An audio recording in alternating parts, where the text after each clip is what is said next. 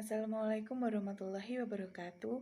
Dengan saya Aisyah Yuriahya, NIM 193141069 dari kelas PGMI 5C. Di sini saya akan menjelaskan materi dari kelas 3 tema 7 subtema 1. Untuk subtema 1, yakni temanya mengenai perkembangan teknologi produksi pangan. Nah, perkembangan teknologi produksi pangan ini adalah mengenai perkembangan teknologi produksi makanan. Pangan itu sama saja dengan makanan. Nah, seperti yang kita ketahui, alam di Indonesia ini sungguh kaya karena hasilnya itu terdapat bisa dari pertanian dan juga peternakan. Nah, untuk hasil dari pertanian itu seperti kacang kedelai, jagung, dan kelapa. Nah, dari hasil peternakan itu misal telur, daging, dan susu. Telur ini biasa dihasilkan oleh ayam. Kemudian daging ini dihasilkan dari sapi, kambing, juga ayam juga bisa. Kemudian susu ini juga bisa dihasilkan dari sapi dan juga kambing. Nah, semua yang disebutkan tadi itu adalah sumber pangan. Sumber pangan itu sama saja berarti sumber makanan. Nah, itu adalah beberapa sumber makanan yang sehari-hari kita konsumsi di rumah, yang sangat mudah didapatkan karena sangat banyak hasilnya melimpah di Indonesia. Nah, alam Indonesia ini juga menyediakan sumber pangan bagi kita. Nah, sumber makanan itu yang menyediakan adalah alam yang ada di Indonesia. Alam yang ada di Indonesia ini menyediakan bisa dari pertanian dan peternakan yang telah disebutkan tadi. Hasil panen dan ternak yang melimpah ini memberi makanan yang cukup bagi kita. Nah, seperti pada gambar dapat dilihat itu ada ayam, kemudian ada telur, ada daging, ada kacang-kacangan, kemudian ada susu, ada ikan. Nah, makanan-makanan tersebut itu merupakan hasil dari adanya ternak dan juga pertanian yang ada di alam Indonesia. Nah, sehingga hasil dari pertanian dan peternakan tersebut itulah yang kita makan atau yang kita konsumsi sehari-hari. Nah, tetapi diingat hasil pertanian dan peternakan itu tidak dapat bertahan lama. Karena apa? Karena makanan itu dapat membusuk, sehingga makanan yang busuk itu harus dibuang. Supaya hasil panen tadi itu tidak busuk dan dibuang secara percuma, jadi hasil panen tersebut harus diolah agar tidak cepat membusuk. Nah, untuk mengolah hasil panen itu dilakukan dengan teknologi pangan. Nah, apa sih teknologi pangan itu? Jadi, teknologi pangan adalah penggunaan ilmu pengetahuan untuk mengolah pangan. Nah, teknologi pangan itu dapat menghasilkan makanan baru. Nah, teknologi pangan ini juga membantu menjaga supaya makanan tidak cepat membusuk. Nah, kira-kira kedelai bisa menjadi makanan apa ya? Nah, karena di Indonesia ini hasil panennya sangat berlimpah, nah hasil panen yang berlimpah ini dapat diolah menjadi makanan baru. Jadi yang semula dari sumber makanan mentahan itu dapat diolah menjadi makanan baru. Nah, semisal kacang kedelai. Nah, kacang kedelai itu bisa dibuat apa sih? Nah, tentunya kacang kedelai ini dapat dibuat menjadi tahu, tempe, dan juga kecap. Nah, tahu, tempe, dan juga kecap ini merupakan sumber makanan sehari-hari bagi masyarakat di Indonesia. Nah, hasil dari teknologi pangan yang lain ini semisal dari bahan susu. Susu itu bisa diolah jadi apa aja sih? Nah, susu itu bisa diolah menjadi keju, kemudian juga susu bubuk, kemudian juga bisa diolah menjadi mentega. Nah, semuanya itu pasti sering kita konsumsi ya, terutama susu bubuk dan juga mentega. Susu bubuk ini biasanya dapat kita minum pada pagi hari, kemudian mentega untuk memasak, untuk ibu-ibu, kemudian keju ini juga bisa untuk dimakan dengan roti. Nah, teknologi pangan ini mengolah supaya makanan itu agar tahan lebih lama daripada saat menjadi sumber makanan yang mentahan.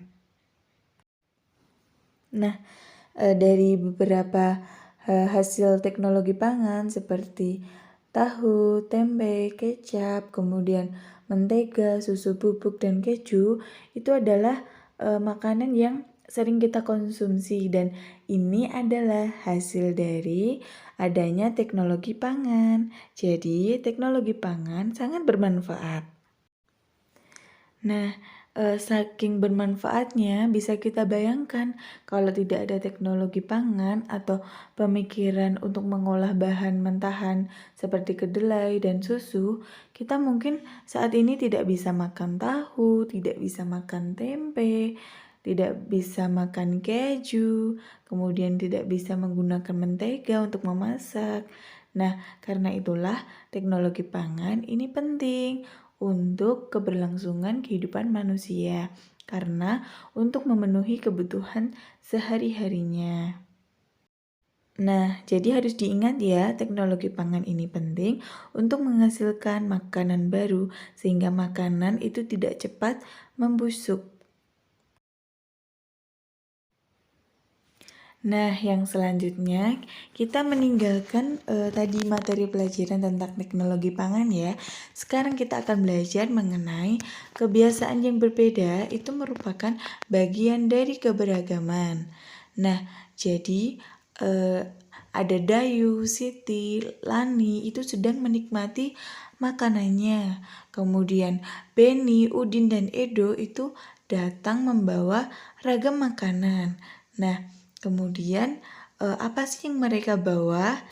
Nah, ada yang membawa ayam, kemudian ada yang membawa susu, ada yang membawa bolu, pisang, kemudian ada yang membawa roti dan sebagainya. Bisa dilihat pada gambar.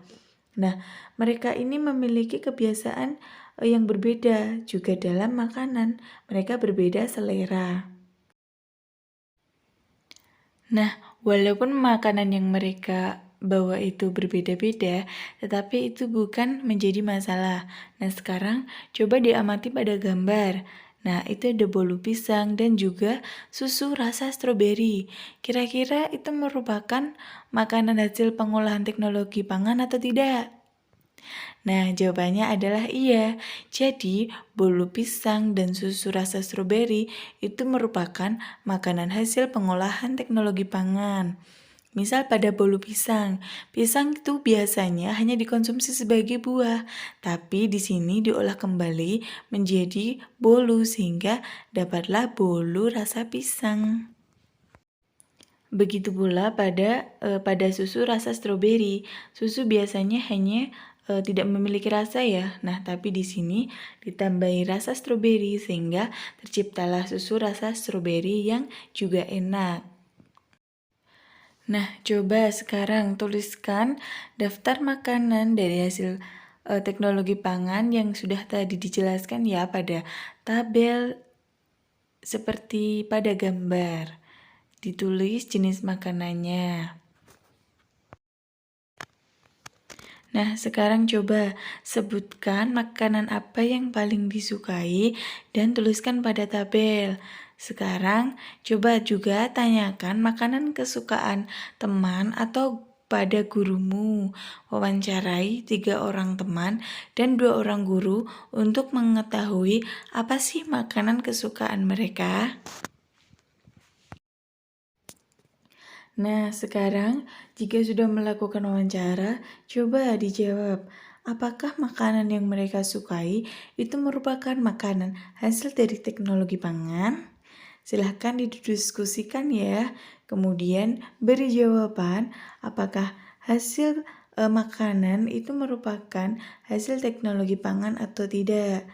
Kemudian apakah jenis makanan yang disukai oleh orang-orang yang tadi diwawancarai itu sama atau berbeda.